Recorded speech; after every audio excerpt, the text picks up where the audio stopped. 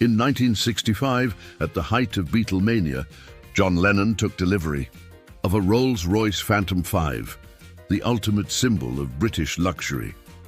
But Lennon, never one to conform, soon transformed the stately limousine into a psychedelic masterpiece.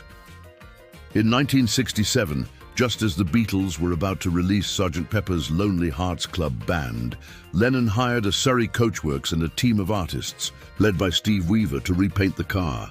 Their inspiration came from Romany gypsy caravans and traditional fairground art.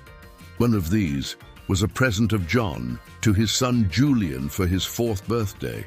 The result was a swirling explosion of colors decorated with floral motifs, zodiac signs, and vibrant scrollwork. The timing was perfect. The Phantom's new look visually echoed the revolutionary sound and style of the Sgt. Pepper era. Inside, the car was equally unconventional.